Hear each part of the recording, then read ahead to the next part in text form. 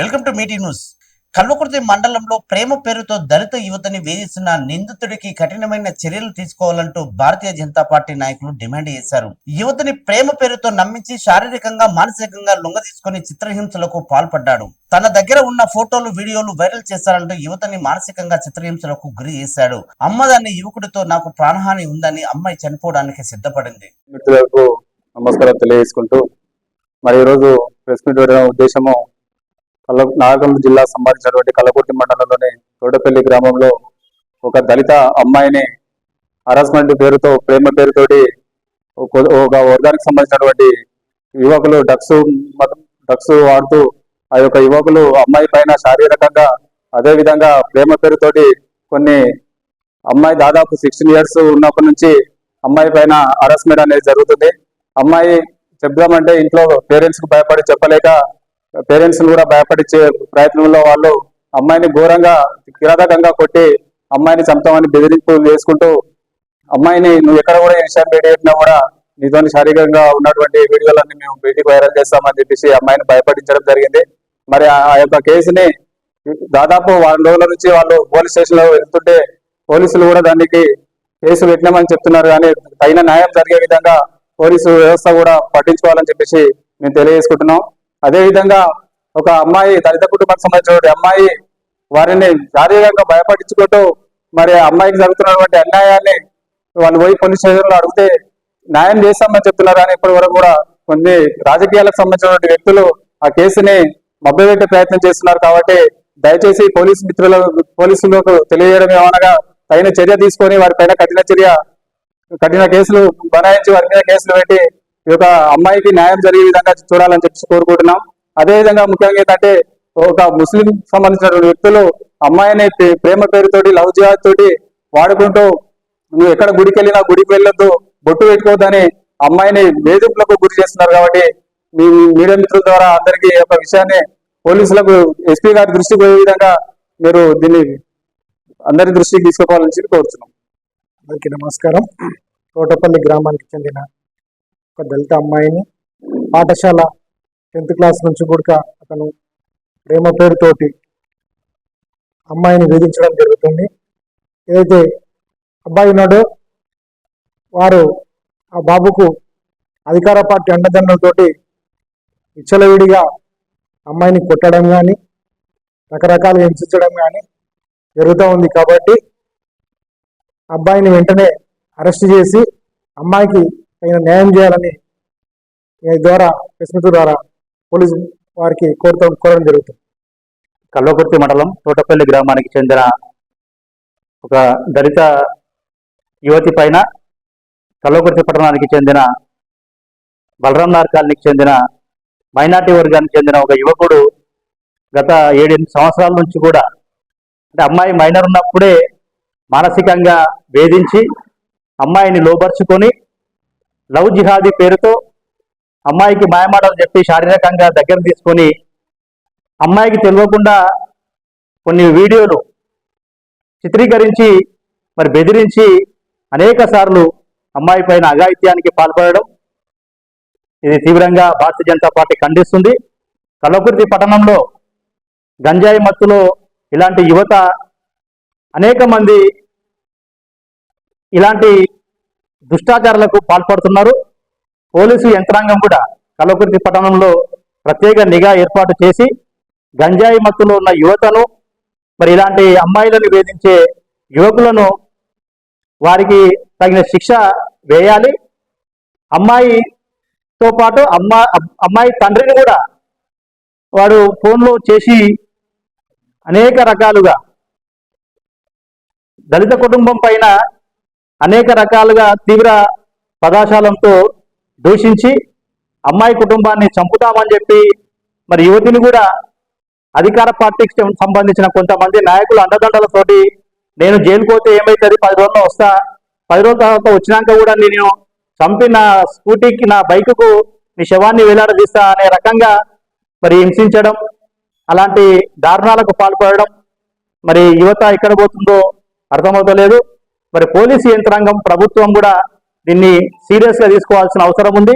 Love jihadi పేరుతోటి కల్వకుర్తి పట్టణంలో ఒక వర్గానికి చెందిన యువకులందరూ కూడా నిరుపేద కుటుంబాలకు సంబంధించిన బడుగు బలహీన వర్గాల దళిత యువతుల పైన మాట వేసి ఈ లవ్ జిహాదీ పేరుతోటి లోపరుచుకొని మొదటగా గుడిలకు పోవద్దు, బొట్టు పెట్టుకోవద్దు, గాజులు వేసుకోవద్దు అనే రకంగా వాళ్ళని మానసికంగా సిద్ధం చేసి లవ్ జిహాదీకి పాల్పడుతున్నారు.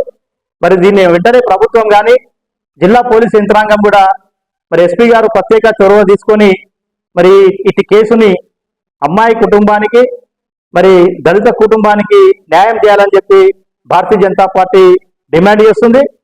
వారి కుటుంబానికి భారతీయ జనతా పార్టీ చేదోడు వాదోడుగా ఉంటూ మరి వారి సమస్య పరిష్కారం అయ్యే వరకు కూడా మన తల్లోజు ఆచారి గారి నాయకత్వంలో త్వరలోనే మరి ఎస్పీ గారిని కూడా కలుస్తామని చెప్పి మీ ద్వారా తెలియజేస్తూ మరి సంబంధిత కుటుంబానికి న్యాయం చేయాలని చెప్పి భారతీయ జనతా పార్టీ డిమాండ్ చేస్తుంది.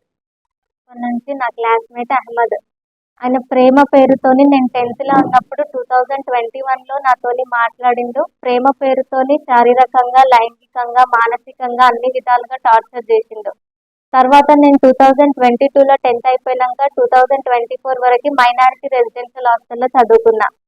దాని తర్వాత అక్కడ నుంచి జాబ్కి సెలెక్ట్ అయ్యి షాద్నగర్కి వెళ్తే అక్కడ వచ్చి కూడా నువ్వు నా దగ్గర శారీరకంగా కలిస్తేనే నేను నిన్ను ఏమనను, లేకపోతే మీ ఇంట్లో వాళ్ళకి చెప్పి నువ్వే నా ఎంట పడుతున్నావని చెప్తా అని బెదిరిస్తుండే. అక్కడికి కూడా వచ్చి నువ్వు బయటికి రాను, నాతోని శారీరకంగా కలిస్తేనే నేను నిన్ను వదిలేస్తాని కొట్టిండు. అక్కడ నేను భయంతోని పోలీస్ వాళ్ళకి కాల్ చేస్తే వాళ్ళు వచ్చి తీసుకొని వెళ్ళిపోయారు అహ్మద్ని. అక్కడ తీసుకొని వెళ్ళిపోయినాక వార్నింగ్ ఇచ్చి వచ్చినాక నేను నవంబర్లో 2025లో కల్వకుర్తి రిలయన్స్ స్మార్ట్ పాయింట్లో జాయిన్ అయినా. అక్కడికి కూడా వచ్చి తెలుసుకొని ప్రతిరోజు వచ్చి నా ఫోన్ చూడడం, స్టోర్లోనే కొట్టడం, గలీజ్గా తిట్టడం. నేను చెప్పినప్పుడు రాకపోతే ఆయన దగ్గరికి, ఆయన చెప్పింది చేయకపోతే మా ఇంట్లో వాళ్ళకే ఫోన్ చేసి మీ అమ్మాయి నాకు రివర్స్ కాల్ చేస్తుంది అని చెప్పి మా వాళ్ళతోనే చెప్పి నా మీద ఉల్టా వేసేటోడు. ఇప్పుడు ఈ 2026లోనే మే 9న నేను మా అమ్మమ్మ వాళ్ళ ఊర్లో ముచ్చర్లపల్లికి వెళ్తే అక్కడ వాళ్ళకి తెలిసిన ఫ్రెండ్స్ తోని ఈమె ఇక్కడ ఉందని వాళ్ళు చెప్పిరంట. చెప్తే అక్కడికి వచ్చి కూడా నువ్వు నాతోని నువ్వు చనిపోయేంత వరకు కూడా నీ మీద రైట్ నాదే, నువ్వేం చేసినా కానీ అడిగే రైట్ నాకుంది, నువ్వు జీవితాంతం ఇట్లనే నాకు ఫిజికల్ గా ఉంటేనే మాత్రమే నేను నిన్నేం చెయ్యను, లేకపోతే నేనే పోలీస్ స్టేషన్ లో నీ మీద రివర్స్ కేసు వేస్తా అని చెప్పిండు. నేను 2 days కంటిన్యూస్ గా వచ్చి కొట్టడం వలన నేను చనిపోదామనే పారిపోయినా. అక్కడ నుంచి ట్రేస్ చేసి తీసుకొని వచ్చినాక పోలీస్ స్టేషన్ లో స్టేట్మెంట్ ఇచ్చిన. నేను స్టేట్మెంట్ ఇస్తే 1 week తర్వాత కూడా పోలీస్ డిఎస్పీకి అప్పచెప్పారు ఆ కేసుని. డిఎస్పీకి అప్పచెప్తే ఈ రోజు వాళ్ళు కాల్ చేసి మేము అక్కడ వెళ్తే మీకు ఇంత కూడా బుద్ధి లేదు, మీరు మీడియాని ఎందుకు అప్రోచ్ అవుతున్నారని వాళ్ళే రివర్స్ తీస్తున్నారు. కానీ మీరు పెట్టిన కేసు ఇంతవరకు ప్రాసెసింగ్ ఉందని కూడా వాళ్ళు చర్య తీసుకోలేదు ఇప్పటి వరకు కూడా. అందుకనే నేను మీడియాని అప్రోచ్ అయినా. ఇప్పుడు పరిచయం అయినప్పటి నుంచే కానీ నేను గుడిలకు ఫ్రెండ్స్ తో కానీ ఫ్యామిలీతో కానీ గుడికి వెళ్తా అంటే కూడా మనం అక్కడ దానికి వెళ్ళొద్దు, బొట్టు పెట్టుకోకూడదని కూడా ఇన్స్ట్రక్ట్ చేసేటోడు. నేను ఎక్కడ వెళ్ళినా కానీ నువ్వు చదువుకోకుండా చేయడమే నా టార్గెట్, నీ అంతకు నువ్వు చనిపోయి నాకొద్దు ఈ జన్మ అనుకునేంత వరకు నేను ఇట్లానే టార్చర్ చేస్తా అని నాకు చెప్పిండు. అందుకనే నాకు బయటికి వెళ్తే మాత్రమే వస్తుంది. ఇప్పటికీ మా ఇల్లు తెలియదు, మా ఊరు తెలిసినా కానీ మా ఊరికి వచ్చి మాత్రం ఏ రోజు కొట్టలేదు. నేను బయటికి వస్తేనే నాకు సేఫ్టీ లేకుండా రోడ్ల మీద అంటే రోడ్ల మీదనే వచ్చి కొడుతుండే. ఇప్పుడు నేను బయట తిరగాలంటే కూడా ఏమన్నా అయితే ఆయననే రెస్పాన్సిబిలిటీ ఉండాలి. నాకు అందుకనే సరైన న్యాయం కావాలని కోరుతున్నాను అని నాకుంది. బయటికి వెళ్తే మాత్రం నాకైతే సేఫ్టీ లేదు. అలా అని నేను జీవితాంతం ఇంట్లో కూడా ఉండలేను ఆయనకు భయపడి. కేసు మా అమ్మ మిస్సింగ్ అయిందని నా మీద పెట్టింది. నేను మిస్ అయిన తర్వాత స్టేట్మెంట్ ఇచ్చింది. మా అమ్మ మిస్ అయిన దానికి మాత్రమే కేసు నంబర్ ఉంది. అది స్టేట్మెంట్ నేను ఇచ్చిన దానికి కేసు నెంబర్ లేదు, ఎలాంటిది అలాంటి కాపీ మాకు ఇవ్వట్లేదు. అసలు అది కేసు అయ్యిందా లేదా అని కూడా తెలియదు సార్ మాకైతే ఇప్పటి వరకు. మేము అడిగితేనేమో ఈ సెక్షన్లతోని మేము చేస్తున్నాము, మేము మీకు ఫేవర్ గా చేస్తుంటే మీరు మీడియాని ఎందుకు అప్రోచ్ అవుతున్నారని వాళ్ళే తిడుతున్నారు మమ్మల్ని. వెళ్తే పిలిచి అసలు ఈ కేసు గురించి మీరు ఫైల్ చేసినామని అసలు ఆ కేసు గురించే మాట్లాడలేదు, మీరు ఎందుకు మీడియా దగ్గరకు వెళ్తున్నారని అడుగుతున్నారు. యాదగిరిగుట్టకు 100 కోట్లతో అభివృద్ధి పనులకు శంకుస్థాపన చేసిన ముఖ్యమంత్రి యనమల రేవంత్ రెడ్డి. ఈ రోజు యాదగిరిగుట్టలో 100 కోట్లతో అభివృద్ధి పనులకు రాష్ట్ర ముఖ్యమంత్రి వర్యులు రేవంత్ రెడ్డి శంకుస్థాపన. రాష్ట్ర మంత్రివర్యులు, ఎమ్మెల్యేలు పాల్గొన్నారు. రేవంత్ మిత్రమండలి ఆమన్గల్ 43 కోట్ల 80 లక్షలతో నిర్మించనున్న వేద పాఠశాలకు శంకుస్థాపన. 9 కోట్ల 87 లక్షలతో కొండపై స్వామివారి నిత్య కళ్యాణ మండపం నిర్మాణానికి శంకుస్థాపన. 1,41 లక్షతో వైకుంఠ ద్వారం నుంచి కొండపైకి వెళ్లే మెట్ల మార్గంపై కప్పు నిర్మాణానికి శంకుస్థాపన. 1,35 లక్షలతో నిర్మించనున్న రథశాల వైపు మాడ వీధులకు మెట్ల నిర్మాణానికి శంకుస్థాపన. 43 కోట్ల 12 లక్షలతో డార్మిటరీ హాల్స్, దీక్షాపరుల సదన్ నిర్మాణానికి శంకుస్థాపన.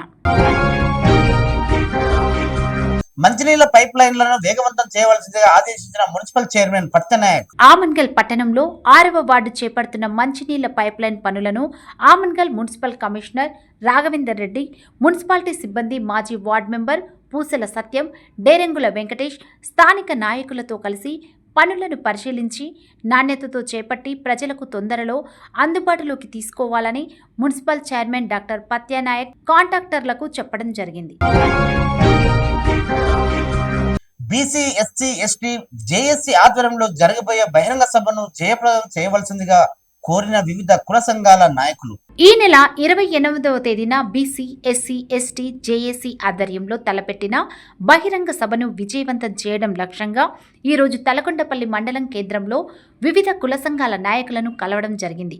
ఈ కార్యక్రమంలో రంగారెడ్డి జిల్లా బీసీ, ఎస్సీ, ఎస్టీ, జేఏసీ జిల్లా ఉపాధ్యక్షులు కళ్యాణ్ కార్ జహంగీర్జీ మరియు తలకొండపల్లి మండల బీసీ, ఎస్సీ, ఎస్టీ, జేఏసీ మండల అధ్యక్షులు చంద్రయ్య మరియు అంతారం సర్పంచ్ బాలస్వామి, నాయకులు జంగయ్య, జగన్, మండల కుల సంఘాల నాయకులు మాల మహానాడు మాజీ మండల అధ్యక్షులు సంగి చెన్నయ్య, మాల మహానాడు అధికార ప్రతినిధి నరసింహ, గోపాల్, శేఖర్, ముదిరాజు, బాలస్వామి, తుమ్మల నరసింహ, 11వ వార్డు నెంబర్ బీఆర్ఎస్ నాయకులు నిర్మల శ్రీరాములు, తలకొండపల్లి మండల రజక సంఘం గ్రామ అధ్యక్షులు కందుకూర్ మహేష్, తలకొండపల్లి డాక్టర్ రవినాయక్, నాయి బ్రాహ్మణ సంఘం మండల అధ్యక్షులు నీలకంఠ విష్ణు అందరినీ కలిసి 28వ తారీఖున జరగబోయే భారీ బహిరంగ సభకి ఆహ్వానించడం జరిగింది. చేలో షాద్నగర్ భారీ బహిరంగ సభ బీసీ, ఎస్సీ, ఎస్టీ, జేఏసీ ఆధ్వర్యంలో. ఇందిరా పార్క్ వద్ద సెంట్రింగ్ కార్మికుల ధర్నాల్లో పాల్గొని మద్దతు తెలిపిన TRS chief Kalvakuntla Kavitha. Indira park వద్ద సెంట్రింగ్ కార్మికుల ధర్నాలో పాల్గొని వారికి మద్దతునిచ్చిన తెలంగాణ రక్షణ సేన చీఫ్ కల్వకుంట్ల కవిత, సెంట్రింగ్ కార్మికులతో సాయంత్రం లోపు చర్చలు జరపాలి. 2 రోజుల్లో సమస్యలు పరిష్కరించకుంటే వాళ్లతో పాటు నేను ధర్నాలో కూర్చుంటా అన్నారు కవిత. గుంపు మేస్త్రి అధికారంలోకి వచ్చాక అన్ని వర్గాలు ఆగమవుతున్నాయని చెప్పారు. అందుకే గుంపు మేస్త్రి హటావో, తెలంగాణ బచావో అంటున్నారు. సెంట్రింగ్ కార్మికుల డిమాండ్లను పట్టించుకోకపోతే జీహెచ్ఎంసీ ఎన్నికల్లో కర్రు కాల్చి వాత పెట్టడం ఖాయం అన్న కవిత. హైదరాబాద్లో నేడు కనిపిస్తున్న అద్దాల మేడల వెనుక సెంట్రింగ్ కార్మికుల చెమట, కష్టం ఎంతో ఉంది.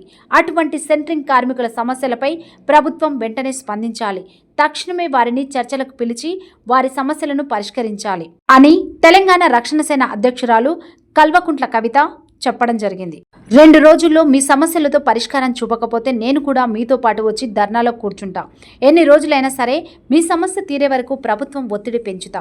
సెంట్రింగ్ కార్మికుల ప్రభుత్వం పట్టించుకోకపోతే వచ్చే జీహెచ్ఎంసీ ఎన్నికల్లో మీకు కర్రు కాల్చి వాత పెడతారని కవిత సభలో పేర్కొనడం జరిగింది. చిన్న చిన్న విషయాలు అడుగుతున్నారు. ఏమడుగుతున్నారు? సెంట్రింగ్ ఒక దగ్గర మనం గుర్తపట్టాలంటే బయట రాష్ట్రాలకి వెళ్ళి కార్మికులను తీసుకొని వస్తున్నాం. మరి తీసుకొని వచ్చేటప్పటికే వాళ్ళకి ఈఎస్ఐ కార్డు కావాలి, దాని గుర్తింపు కావాలి. ఆ గుర్తింపు ఇవ్వడానికి ఇక్కడ ప్రభుత్వం 3-4 నెలలు ఇస్తే ఆ 3-4 నెలల లోపల వర్క్ అయిపోతుంది. ఆ వర్క్ అయిపోయే పరిస్థితి లేదన్న చిన్న ప్రమాదం జరిగితే ఆ వర్కులు వచ్చే లాభం మాట దేవుడరు, మొత్తం పైసలు వాళ్ళకి అప్పైపి ఏ బీఆర్ఓ ఇస్తుంది వాళ్ళ పరిస్థితి ఉన్నది. మరి అట్లా చేయకుండా ఇమీడియట్ గా బయట నుంచి వచ్చేటటువంటి కార్మికులకు ఈఎస్ఐ కార్డు ఇవ్వాలని అంటున్నారు. ఎందుకోసం ఈఎస్ఐ కార్డు అడుగుతున్నారు? నిజంగా కూడా ఎల్లని జీవితాలు. ఈ పని తప్ప ఇంకో పని రాదు కాబట్టి, ఈ పనులనే ఉంటున్నాం, ఈ పని నేర్చినాం కాబట్టి ఇదే పట్టుకునే ఉన్నాం కానీ నిజానికి పెద్ద ప్రాఫిట్ అయితే వస్తలేదు. అయినా ఎందుకు చేసుకుంటూ ఇంకో 10 మందిని బతికిస్తున్నారు. మరి బతికించేటటువంటి సందర్భంలో మనకు వెళ్తలేదు. హాస్పిటల్కి పోవాలన్నా ఖర్చులు వెళ్తలేవు, కూలీలకు హాస్పిటల్ తీసుకుపోవాలన్నా వెళ్తలేదు, పెద్ద పెద్ద కార్పొరేట్ హాస్పిటల్ చూసే పరిస్థితి లేదు. కాబట్టి ఖచ్చితంగా ఈఎస్ఐ కార్డు ఉండాలి. మాకు ఈఎస్ఐ హాస్పిటల్లో వైద్యం ఉచితంగా జరగాలని చెప్పి అడుగుతున్నటువంటి డిమాండ్ ఉంది. అదేమి గొంతమ్మ కోరిక కాదు, అది మొదటి డిమాండ్ గా పెట్టిండ్రు. దానికి ఖచ్చితంగా ప్రభుత్వం ఆమోదించాలని మీ తరఫున మీ చెల్లెగా నేను కోరుతా ఉన్నాను.